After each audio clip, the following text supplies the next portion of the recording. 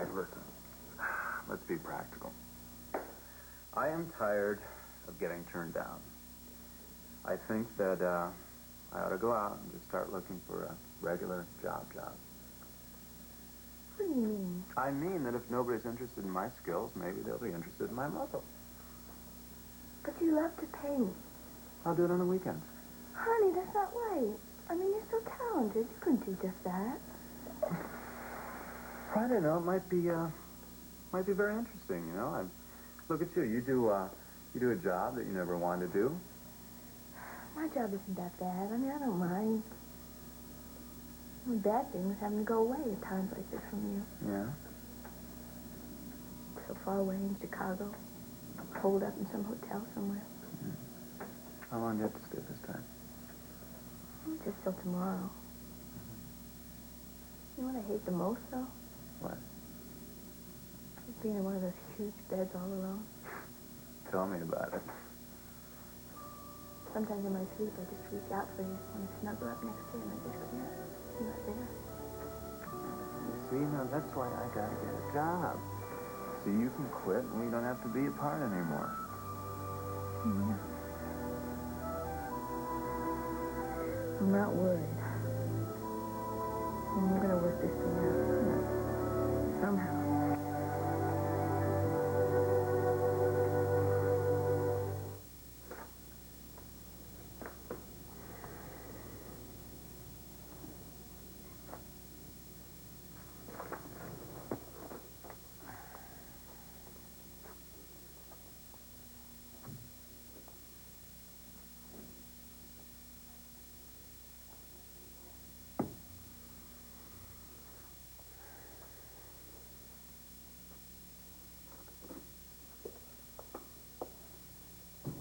Oh, Alan. Oh, Diane, what are you doing here? Any problem? No. I just couldn't find Jackie.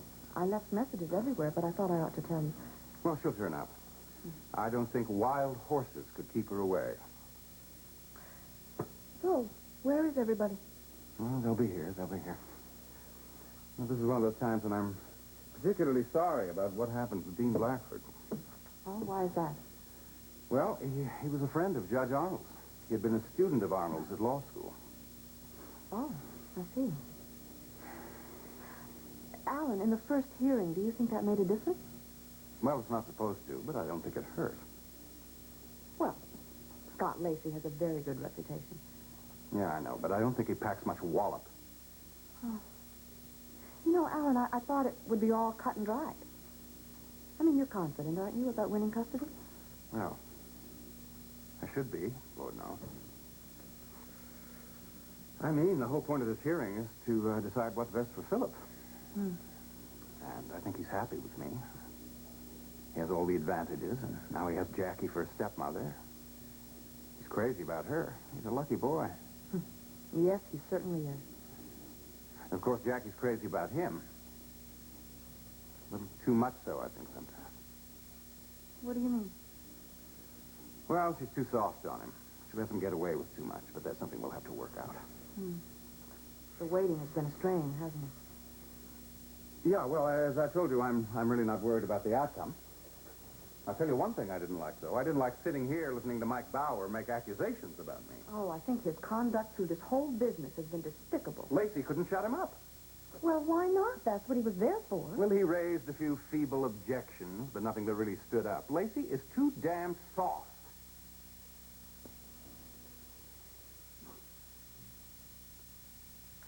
What are you thinking about?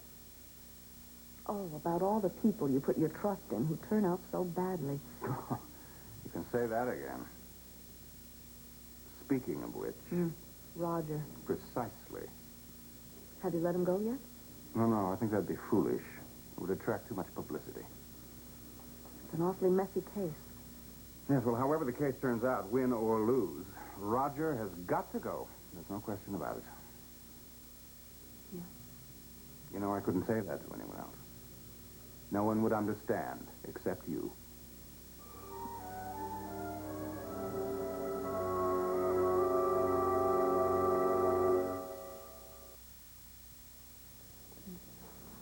Well, where are you going?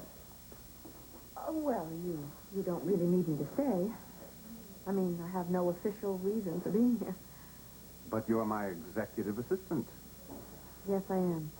And as your executive assistant, I think I'd better get back and mind the store. Okay. Thanks for coming by. Mm-hmm. I hope your wife hasn't forgotten. Oh, she'll show up. Alan, I hope you know that I'm always available for moral support or any other kind. Yes. Well, good luck. I don't think you're going to need it, but still. No, as you know, I'm not too worried about it. But thank you for your good wishes.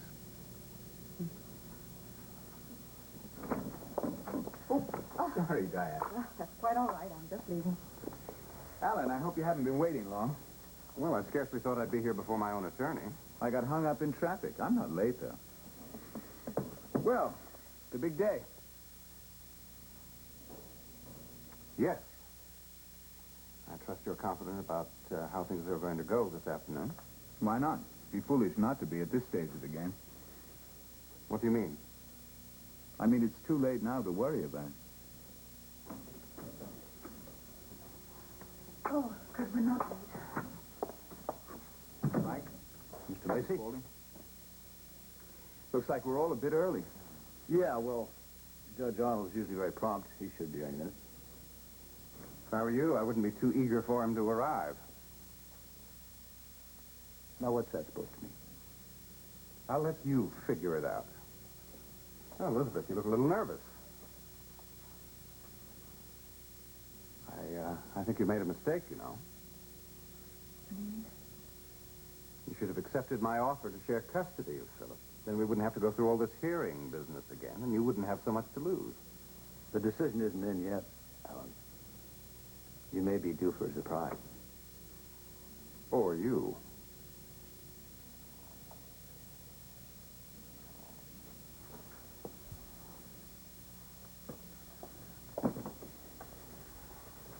Wonder where my bride is. I hate that man so much I can barely stand to look at him. It shouldn't take long. Like I can't bear the thought of him bringing up Philip.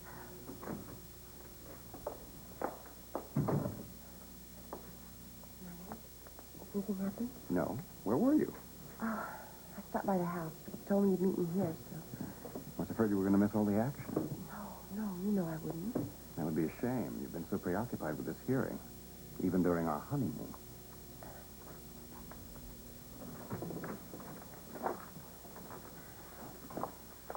Good afternoon, ladies and gentlemen. Good afternoon, Your Honor. Good afternoon. Well, are we all here?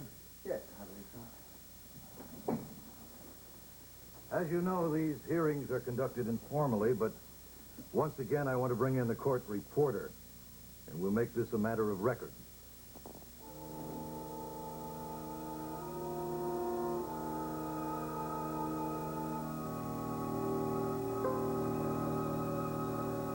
So if he was married to Dr. Bauer, he was seeing you, Yeah.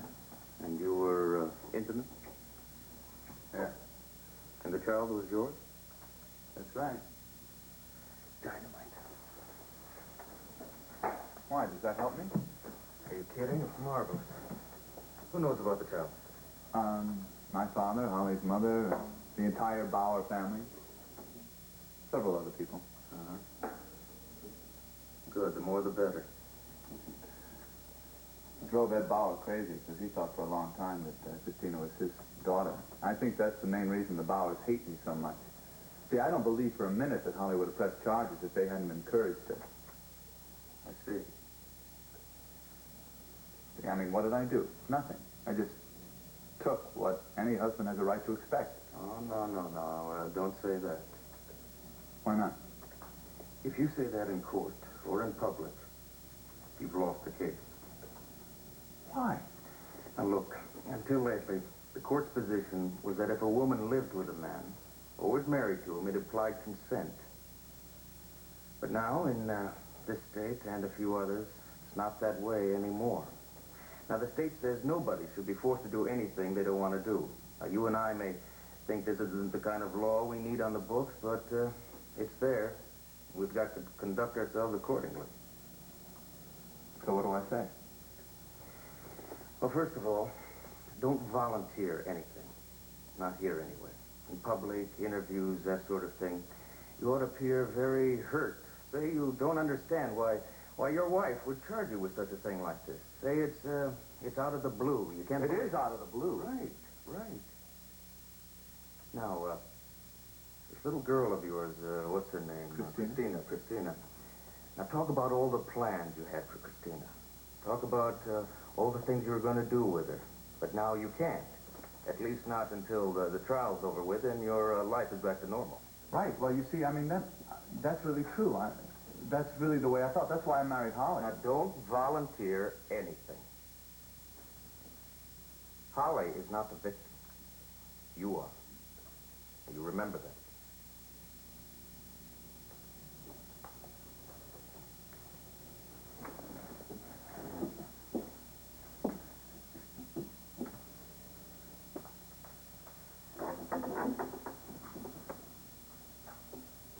I'd like you to represent me. Good. I'd be glad to.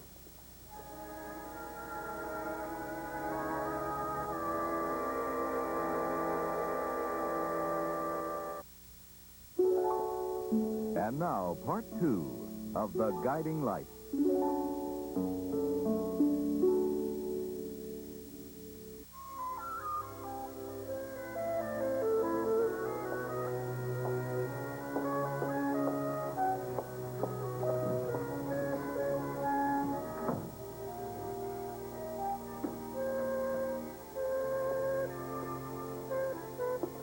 Hi, Evie. Oh, hi, Dr. Marlowe. You're not here as a patient, I hope. No, I just came by to see Rita. I'm going to Chicago this afternoon.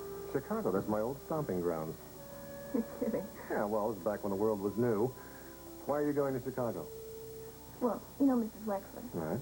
Well, I work for her, and she's got some property out there, and occasionally I have to go out there. Well, I hope you enjoy yourself. I hate going. Well, Chicago's fine. It's just...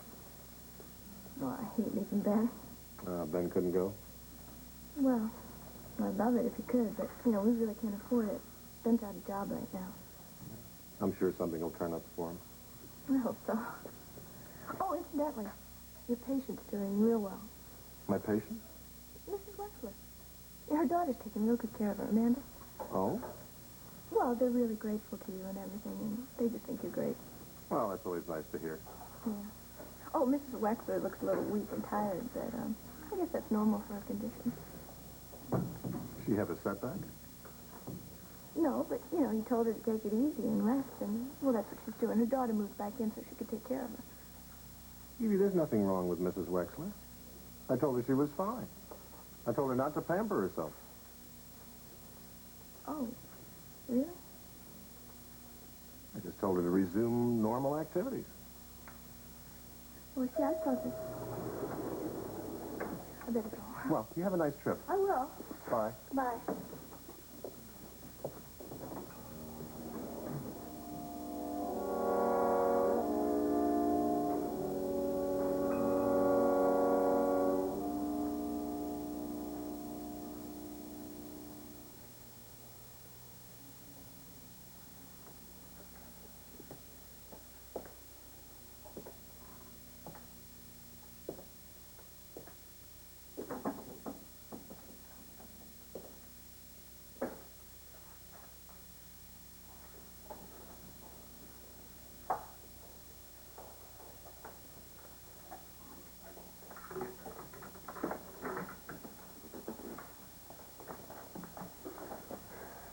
Any luck?